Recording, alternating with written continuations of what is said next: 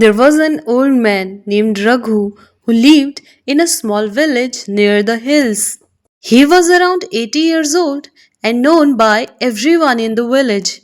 Not because of something great, but because he was always sad, angry, or complaining. People would often whisper, "Stay away from Raghu Kaka. He always shouts or talks negatively." Even children would take another street if they saw him sitting outside his house. Every morning, Raghu would sit under the old banyan tree in the center of the village. Anyone who passed by him had to listen to things like, "These young people are useless now. Everything is getting expensive. My back hurts, nobody cares. When I was young, life was better." The villagers had stopped talking to him properly. Some would just greet him and walk away quickly, others would avoid him completely. One day, young Chotu, a boy from the village, said to his mother, "Ma, why is Raghu Kaka always so upset? Doesn't he like anything?"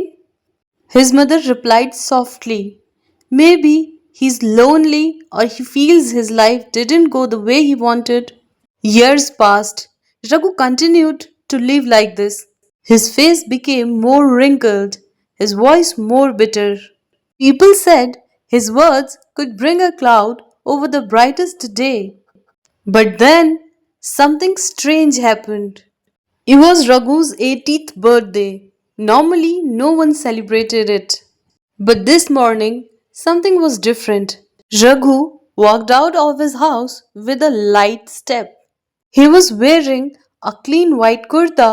He smiled at the kids playing nearby. They looked at each other, confused. "Did Raghu Kaka just smile?" one girl whispered. Later, he went to the village tea stall, where the men gathered to chat. Raghu sat down, ordered a cup of tea, and looked at everyone with peace in his eyes. "Good morning," he said, smiling again. Everyone looked at him as if he were a different person. Even the tea seller, Ramesh, was shocked. "Kaka, you look fresh today. Everything okay?" Raghu chuckled. "Yes, Ramesh. Today everything feels okay." Word spread fast.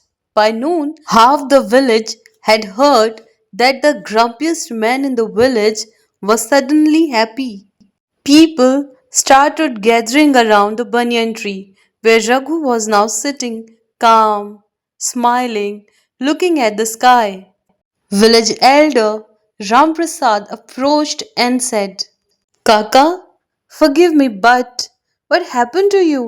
You look like a new man today." Raghu looked at him, then everyone else standing around. He took a deep breath and spoke slowly. "For 80 years, I was waiting for happiness. I thought one day I'll be happy when I get more money, when people listen to me, when life becomes perfect. But that day never came." People listened in silence. Raghu continued, "Every small thing used to upset me. If the food was too salty, I got angry.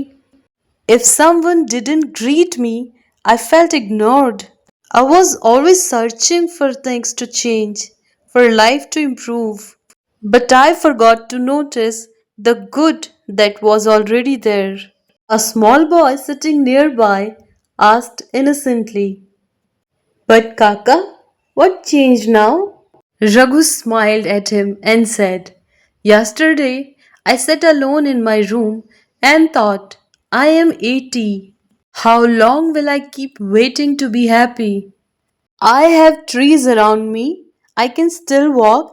I can drink tea. And people still talk to me. What else do I need?" So I stopped chasing happiness. I decided to just live. The crowd was silent.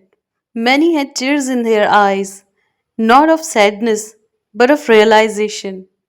A middle aged woman said, "You mean we don't have to wait for big things to be happy?" Raghu nodded. Exactly. I spent my whole life waiting for joy. I didn't see that joy was hidden in little things. Sharing tea, hearing birds, seeing a child laugh. When I stopped expecting life to be perfect, I started seeing it clearly. From that day, Raghu Kaka became someone new. He wasn't loud, but he was peaceful. He still sat under the banyan tree, but now children sat with him. He told them stories, made them laugh. He still had back pain, and his roof still leaked in the rain, but he didn't complain. When someone asked, Kaka, how are you? He smiled and said, alive, breathing, watching the sunrise. What more can I ask? And slowly, people in the village changed too. They smiled more, argued less. They started noticing the small flowers near the path, the taste of hot rotis, and the songs of birds.